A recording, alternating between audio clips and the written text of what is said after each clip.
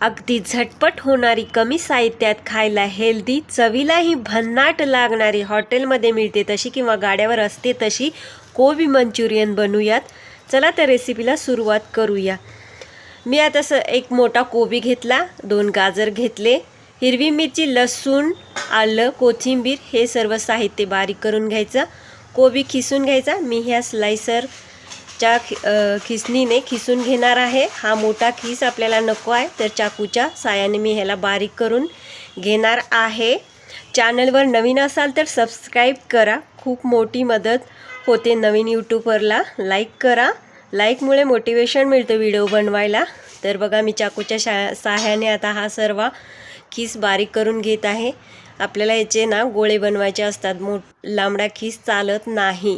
तर मी हे सर्व साहित्य बारीक करून घेतलं, गाजरही खिसून घेतलं आणि आता एका ताटामध्ये हे सर्व साहित्य एकत्र करून घेतलं. त्यामध्ये आता मी टोमॅटो सॉस घालणार आहे. दुसरे सॉस माझ्याकडे नाही आहे, तुम्ही असले तर घालू शकता. आणि मी हेल्दी कोबी मंचुरियन बनवणार आहे, त्यासाठी सॉसचा इथे कमीत कमी उपयोग करणार आहे.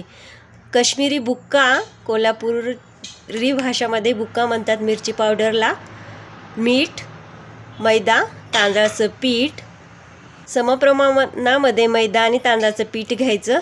मी तांदळाचं पीठ दाखवायला विसरले. तर हे बघा, असं मिक्स करून घ्यायचं. पाण्याचा न वापर करता हे सर्व पीठ साहित्य एकत्र करून घ्यायचं. सर्व कोबीला पाणी सुटतं, त्यामुळे हे पीठ त्यामध्येच भिजून जातं.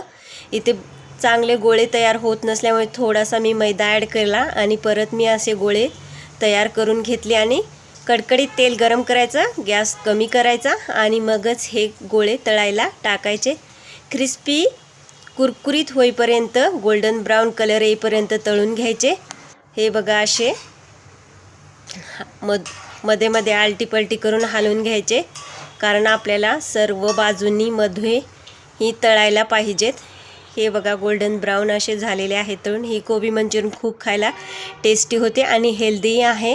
परत भेटूया नवीन रेसिपीसोबत. बाय.